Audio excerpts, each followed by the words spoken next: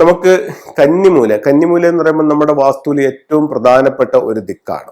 ഇപ്പൊ ഇവിടെ നമുക്ക് രണ്ട് ശാസ്ത്രങ്ങളാണ് നമ്മൾ പ്രധാനമായിട്ടും ഫോളോ ചെയ്യുന്നത്. ഒന്ന് നമ്മുടെ ഭാരതത്തിന്റെ വാസ്തു, രണ്ട് ചൈനീസ് വാസ്തുവായ ഫുങ്ഷോയി.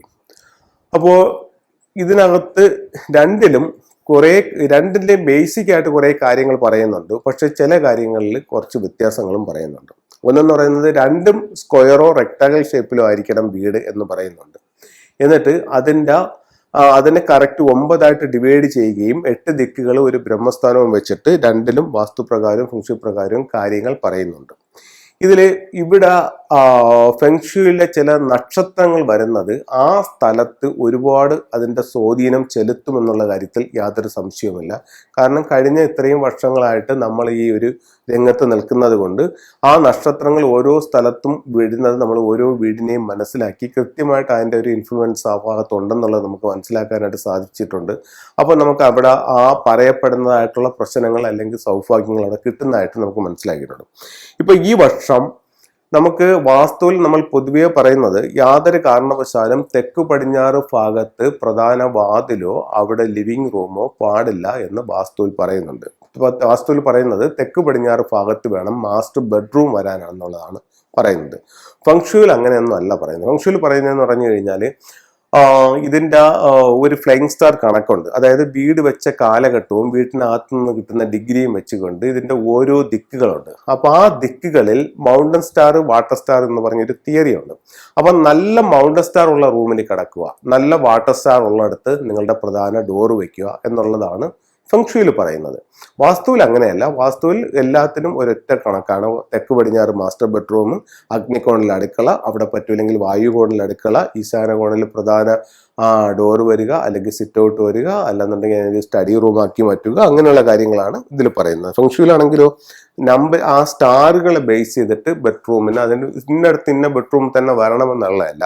അതിന്റെ ഫ്ലൈയിങ് സ്റ്റാർ നമ്പറിനെ ബേസ് ചെയ്തിട്ട് നല്ല മൗണ്ടൻ സ്റ്റാർ ഉള്ളിടത്ത് ബെഡ്റൂം വരിക, നല്ല വാട്ടർ സ്റ്റാർ ഉള്ളിടത്ത് വാതിൽ വരിക. ഇപ്പൊ ഞാൻ പറഞ്ഞു വന്നത് ഈ 2024 ഫെബ്രുവരി 4 മുതൽ വീടിന്റെ ഒരു കണക്കെടുക്കുമ്പോൾ, അതായത് വീടിനെ കറക്റ്റ് 9 തിരിക്കുമ്പോൾ അതിൽ നിങ്ങളുടെ വീട് അറിഞ്ഞോ അറിയാതെയോ നിങ്ങൾ തെക്കു പടിഞ്ഞാറ് ഭാഗത്ത് നിങ്ങളുടെ പ്രധാന വാതിലോ ഹാളോ ഉണ്ടെന്നുണ്ടെങ്കിൽ ഈ വർഷം അവിടെ ഒരു നല്ല സ്റ്റാർ വരുന്നുണ്ട്.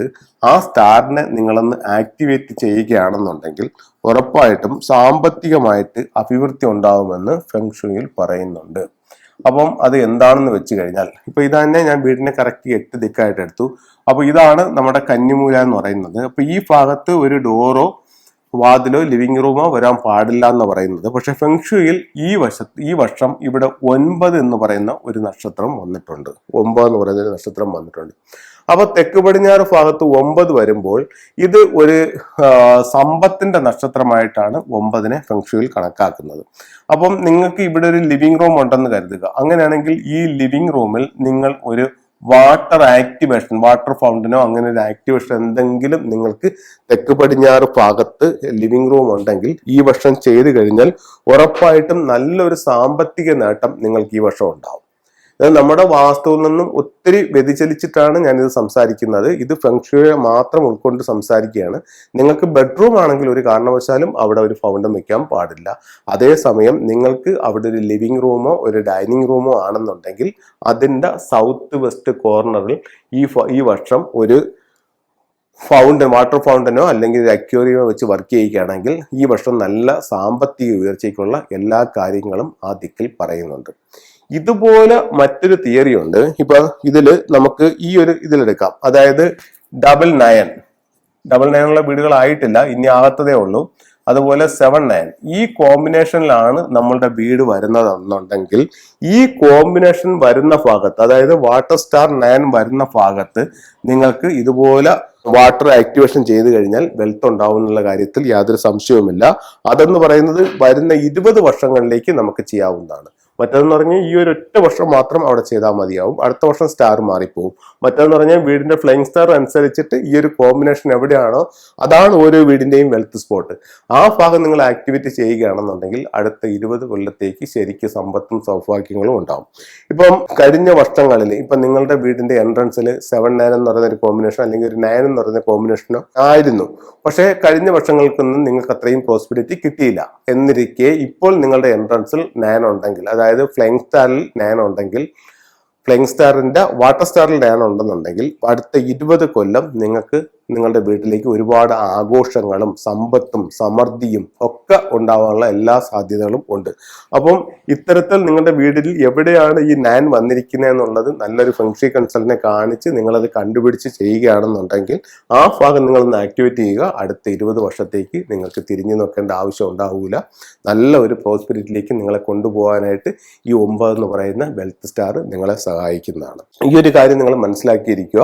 ഇത് ബെഡ്റൂം ആണെങ്കിൽ ഒരു കാരണവശാലും അവിടെ വാട്ടർ ആക്ടിവേഷൻ പാടില്ല. അതേസമയം നിങ്ങൾക്ക് അവിടെ ലിവിങ്ങോ ഡൈനിങ് ഹാളോ വന്നിട്ടുണ്ടെങ്കിൽ ഈ ഒരു വർഷം നിങ്ങളൊന്ന് ആക്ടിവേറ്റ് ചെയ്ത് നോക്കൂ. ഈ ഒരു വർഷം നിങ്ങൾക്ക് ഒത്തിരി സാമ്പത്തിക അഭിവൃദ്ധി ഉണ്ടാക്കാനായിട്ട് ഈ നക്ഷത്രം നിങ്ങളെ സഹായിക്കുന്നതാണ്.